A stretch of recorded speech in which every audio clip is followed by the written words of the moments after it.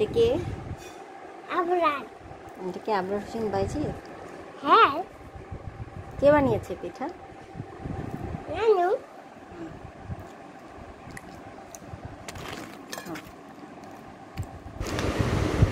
আম্মু পিঠা বানিয়েছিল, আমরা সেটা খেয়ে এখন আমরা বের হয়ে গিয়েছি ঘোরার জন্য। অনেক দিন হয়েছে আমি বাসা থেকে কোথাও যাই না। আপনার বাবা আসলো তো আমাকে দেখার জন্য ও এসেছে। আমি আরেকটু সুস্থ হলে তারপরে যাব বাসায়, ঢাকায় চলে যাব। তো আমি এবার আর যাব না আর কি। তো আমাদের ফরিদপুরে কোথায় নতুন নতুন ঘোরার জায়গা আছে সেখানে আসলে আমার অতটা যাওয়া হয়নি। তো আপনার পাপার ও আসলেই একটু আমি বের হই। তো এই তো আমরা চলে আসছি এখানে। পরিবেশটা আমার ভালোই লেগেছে।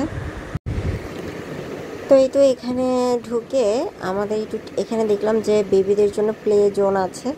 তো ওখানে যাওয়ার জন্য নাকি টিকিট কাটতে হয়। তো আমরা টিকিট কেটে নিলাম। তো এই তো আবার পাপা টিকিট কেটে নিচ্ছে।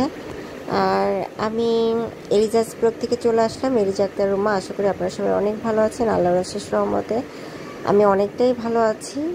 আর আপনারা যারা আমার ভিডিও দেখেন তারা প্লিজ আমার ভিডিও দেখার পরে অবশ্যই একটা লাইক দিয়ে যাবেন। অনেকেই আমার ভিডিও দেখে কিন্তু লাইক দিয়ে যায় না, কেন আমি বুঝলাম না। প্লিজ যদি ভালো লেগে থাকে অবশ্যই আমাকে লাইক দিয়ে আমাকে সাপোর্ট করবেন।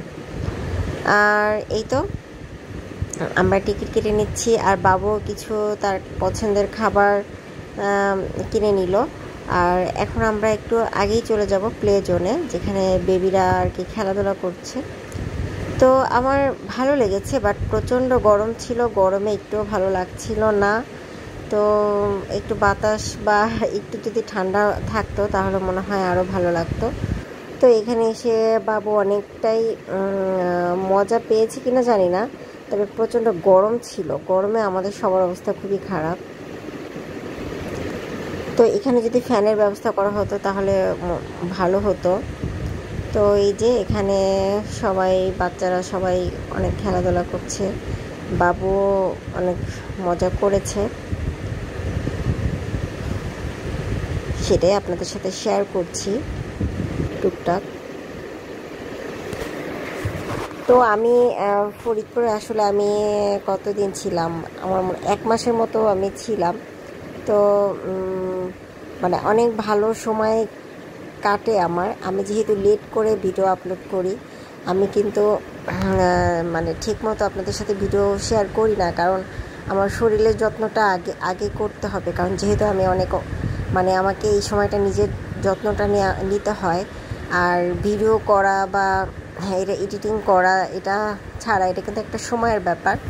আর আমি ভিডিও করতে অনেক ভালোবাসি। এটা কিন্তু আমার কি বলে, আমি একদম যখন আমি একদম ছোট ছিলাম তখন আমি ভাবতাম যে আমি এমন একটা জব পেলে খুবই ভালো হতো, যেটা আমি কোথাও ঘুরতে যেতে পারবো, সেটাকে আমি আমার ক্যামেরায় বন্দি করব এবং বিভিন্ন দেশে গিয়ে ঘুরবো। তো একদম মানে আমার কেন যেন মানে ঘুরতে অনেক ভালো লাগে। কিন্তু এখন তো আমি পুরোই সেইভাবে তো আর ঘুরতে পারছি না বাঁধন ছাড়া, যেহেতু সংসার বাচ্চা। তো জানি না আসলে পারবো কি না, তবে মোটামুটি যতটুকু পারি। আবরারের পাপা আমাকে নিয়ে যায় ঘোরার জন্য, বাট ওইভাবে এখনও আমি কিন্তু অনেক জায়গায় যেতে পারিনি। যেমন সাজিকে আমার পক্ষে যাওয়া সম্ভব হয়নি। যখন ভিডিও করা শুরু করি তার পরেই তো বাবুকে নিয়েই তো আমার সময় কাটছে। ওর জন্য আসলে যাওয়া হচ্ছে না যে ওকে নিয়ে আমি পারবো কি না, আর ওকে রেখে যেতেও আমার পক্ষে সম্ভব না। তো সব কিছু মিলিয়ে আসলে যাওয়া হচ্ছে না দূরে দূরে। কিন্তু অনেককেই দেখি যে ছোট বেবিকে নিয়ে যায়, কিন্তু আমার অনেক ভয় লাগে।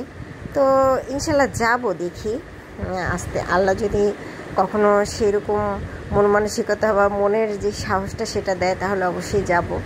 তো মানে এই ইউটিউবটা এটা হচ্ছে আমার একটা ভালোবাসা। মানে আমি ভিডিও করতে অনেক ভালোবাসি, ছবি তুলতে অনেক ভালোবাসি, যার কারণেই কিন্তু আসলে আমার এই ইউটিউবে আসা বা এই ভিডিও করার মানে ইচ্ছা। তো যাই হোক, আমি আবার একটু ছবি তোলার মতো করে সেলফি তোলা হয় না, ভিডিও করে নিলাম, পরে স্ক্রিনশট দিয়ে রেখে দিব, তাই আর কি আমরা একটু ছবি আর কি তুলে নিচ্ছি।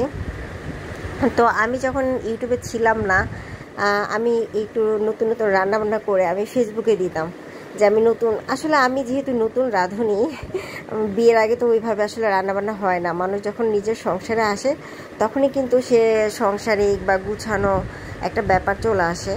আর যখন আমরা দুইজন ছিলাম তখন আসলে অতটা সংসারিক ছিলাম কি না জানি না, মানে কোনো রকম চলতাম। বাট বাবু হওয়ার পরে মনে হলো যে আমি মনে হয় পুরোই একটা সংসারিক একটা মানে মন মানসিকতা চলে এসেছে।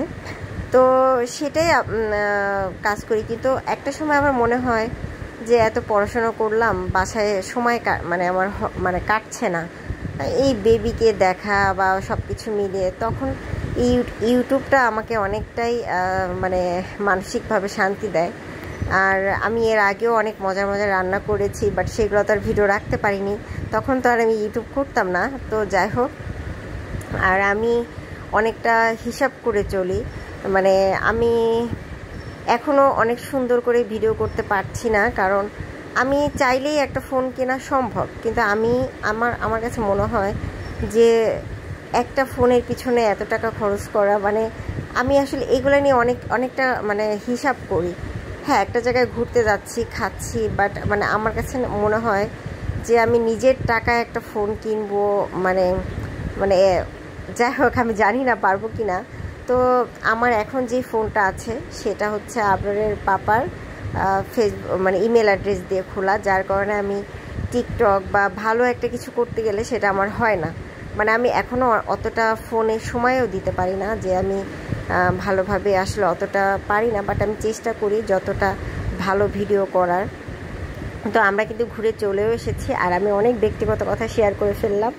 আর ফরিদপুরে ভালোই অনেক শখ হয়েছে, পিজা নিয়ে এসেছি। পিজাটা অনেক মজার ছিল, খেয়ে আমার খুবই ভালো লেগেছে।